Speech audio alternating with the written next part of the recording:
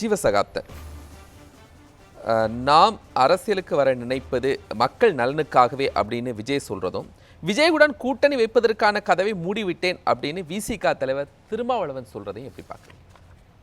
நம்ம இதே நியூஸ் 7 விவாதத்தில் கடந்த வாரம் நான் பதிவு செஞ்சேன். இந்த மாதிரி விடுதலை சிறுத்தைகள் திமுக கூட்டணியில் அவமானப்படுத்தப்படுறாங்க, தலித்துகளுக்கு திமுக கூட்டணியில் மரியாதை இல்லை, இது மாதிரியான விமர்சனங்கள் பிரச்சாரங்கள் இந்த மேடையிலே சொன்னாங்க. அப்போ நான் சொன்னேன், கருத்தியல் ரீதியாக அவர் விடுதலை சிறுத்தைகளுடைய கொள்கைங்கிறது தமிழ் தேசியம், திராவிட அரசியல், பெரியார் அம்பேத்கர் இந்த தத்துவத்தோடு இணைந்து செயல்படுகிற கட்சி விடுதலை சிறுத்தைகள். இந்த தத்துவத்துடன் இணைந்து நிற்கிற ஒரே கட்சி திமுக தான். மாநில சுயாட்சியாக இருந்தாலும், திராவிடமாக இருந்தாலும், தமிழ் உணர்வு, ஈழ அரசியல், இப்படின்னு திமுக விடுதலை சிறுத்தைகள் இரண்டுக்குமே ஒற்றுமைங்கிறது கிட்டத்தட்ட 2 கட்சிக்கும் ஒரே கொள்கை தான்.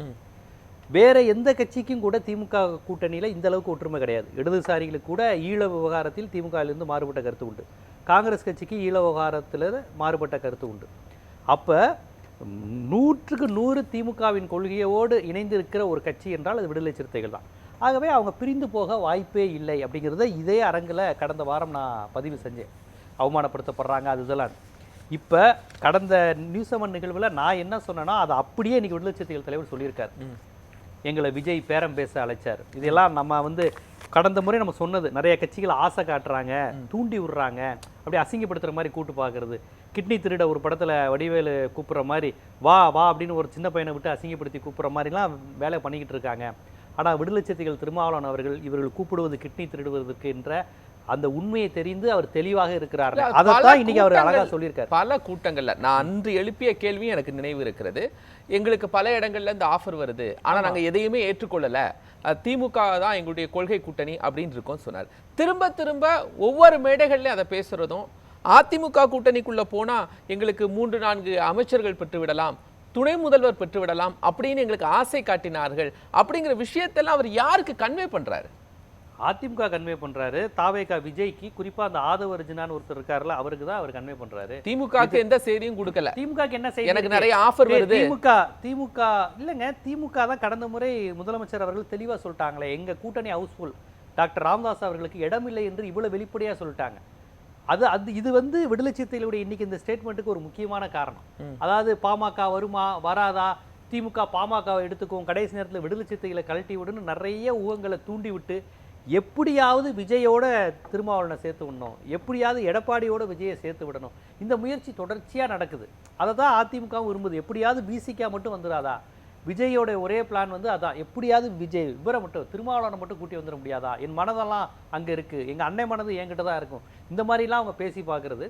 ஸோ விஜயின் நோக்கம் முதலமைச்சர் ஆவதோ ஆட்சியை பிடிப்பதோ அல்ல, அவருடைய ஒரே நோக்கம் திமுக கூட்டணி வலுவாக இருக்குது, எப்படியாவது விடுதலை சிறுத்தைகளை மட்டுமாவது இழுத்துடணும். அதான் அவங்க கணக்கு என்னன்னா, சினிமா ரசிகர்களில் தலித்துகளுடைய கணிசமாக இருக்கிறாங்க.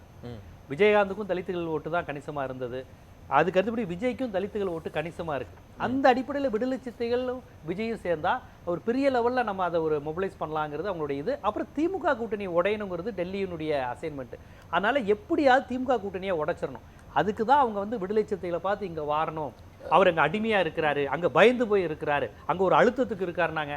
அது எல்லாமே இன்னைக்கு விடுதலை சிறுத்தைகள் தலைவரே தெளிவா சொல்லிட்டாரு. 2020 நான் பணிய மாட்டேன், உங்களுடைய இந்த ஆசை காட்டுறது எதுக்கும் நான் வரல, நீங்க எல்லாம் நீ கூட்டு பாத்தீங்க, நான் வரமாட்டேன் சொல்லியிருக்கேன். ஆனா எனக்கு இதெல்லாம் பேரம் பேசினாங்க, இந்த பதவிகள்லாம் கொடுக்கேன்னு சொன்னாங்க, அதெல்லாம் வேண்டான்னு நாங்க இருக்கேன் அப்படின்னு சொன்னால், இங்கு எனக்கு அந்த மாதிரி ஆஃபர்ஸ் வேணும் அப்படிங்கறத மறைமுகமா சொல்றாரா? ஒரு செய்தியை திமுக சொல்றாரா? அப்படி கிடையாது, அப்படி எடுத்துக்க முடியாது, அப்படி எடுத்துக்கவே முடியாது. ரொம்ப தெளிவா ஒரு கொள்கை கூட்டணியா இருக்காரு. அந்த மாதிரியான விஷயங்கள் தேவை.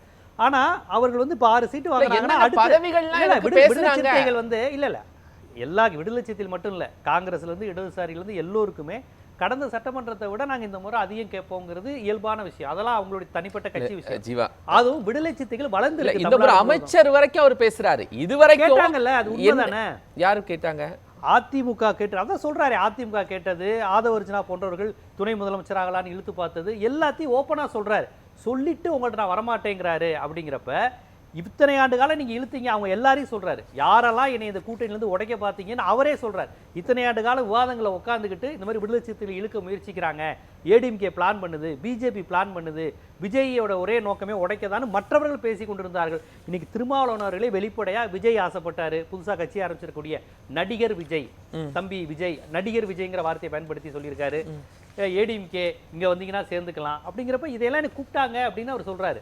சொல்லிட்டு நான் திமுக கூட்டணியில் இருக்கேங்கிறார். இதில் நம்ம தெரிஞ்சுக்க வேண்டியது, இவ்வளவு காலமா இவங்க திமுக கூட்டணியை உடைக்க அதிமுக, பாஜக, விஜய் எல்லாரும் முயற்சி பண்ணியிருக்காங்க அப்படின்னு நம்ம வைத்த குற்றச்சாட்டு உண்மை. இதே மேடையில் வச்சு நான் சொன்னது 100க்கு 100 உண்மைங்கிறத அவரே இப்போ ஒப்புக்கொண்டு இருக்கிறார். அதுதான் நான் கடந்த முறை சொன்னேன். கொள்கை ரீதியா ஒன்னா கூட்டணியா இருக்கிறாங்க. திமுகவும் விடுதலை சிறுத்தைகளும் 100 விழுக்காடு ஒரே தலைவர்கள் ஒரே சித்தாந்தத்தோட இருக்கிறாங்க. அவங்க உடைய வாய்ப்பு. அதாவது காங்கிரஸோடயும் எல்லாரும் பேச்சுவார்த்தை நடத்துவாங்க மறைமுகமா, கம்யூனிஸ்டோடையும் பேச்சுவார்த்தை நடத்துவாங்க. யாரும் இவ்வளவு டெலிபரேட்டா எங்களோட இத்தனை அமைச்சர்கள் தாரேன்னு சொன்னாங்க, துணை முதல்வர் தாரேன்னு சொன்னாங்க, யாரும் வெளிப்படையா சொல்லவே இல்லையே. காங்கிரசுடன் வந்து எடப்பாடி எல்லாம் ராகுல் காந்தி இல்லாம இங்க செல்வ பெருந்தையுடனோ வேற யாரோடலாம் கூட்டணி பேச்சுவார்த்தை நடத்த முடியாது. உங்களுக்கு விடுதலை சிறுத்தைகள்கிட்ட தான் அவங்க வந்து கொக்கி போட்டுக்கிட்டே இருந்தது. விடுதலை சிறுத்தைகள் தான் அங்க பாமகவை தள்ளி விட்டுட்டு இங்க பண்ணிக்கலாங்கிற மாதிரியான ஐடியாலாம் நடந்துகிட்டு தான் இருந்தது. ஏன்னா அவர்களுடைய நோக்கம் வெற்றி பெறுவதல்ல, திமுக கூட்டணியை உடைச்சு விடணும், குழப்பி விடணும். அதனால தான் பாருங்க, அதிமுக சார்பா பேசுறவங்க விடுதலை சிறுத்தைகளை வந்து விமர்சிக்கவே மாட்டாங்க. அவர்கள் பாவம், அவர்கள் அழுத்தப்பட்டு கொண்டு இருக்கிறார்கள், ஒரு தலித் கட்சியை ஏமாற்றி கொண்டு இருக்கிறார்கள், இந்த டோன்லயே பேசுவாங்க. திமுகவை கடுமையா விமர்சனம் பண்ணிட்டு விடுதலை சிறுத்தைகள் ஏதோ ஒரு பாவம் போல, பாவம் இன்னும் அங்க போய் மாட்டிக்கிட்டு இருக்கியப்பா அப்படிங்கிற டோன்லயே பேசுவாங்க.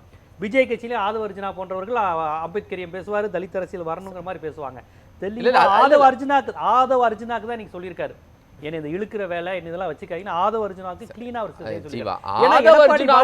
புத்தக வெளியீட்டு விழாவுக்கு விஜய் போறாரு, அந்த விழாவுக்கு வாழ்த்து சொல்லி அனுப்புனது திருமாவளவன் அவர்கள். ஆமா, அப்ப அவர் விடுதலை சிறுத்தைகளை இருந்தாருங்க. சரி, வாழ்த்து சொல்லி தானே அனுப்புனாரு. விடுதலை சிறுத்தைகளை இருந்தாரு, இருந்தவருக்கு வாழ்த்து சொல்லி தானே அனுப்புனாரு. நீங்க விஜயை வச்சு நீங்க நடத்திக்கிங்க அப்படிங்கிற அனுமதி கொடுத்தது யாரு? இல்ல அவர் ஸ்டேட்மெண்ட் நீங்க சரியா சொல்லணும் கோபால். நீங்க சொல்றது அந்த வார்த்தைகளை மட்டும் கரெக்டா சொல்றீங்க.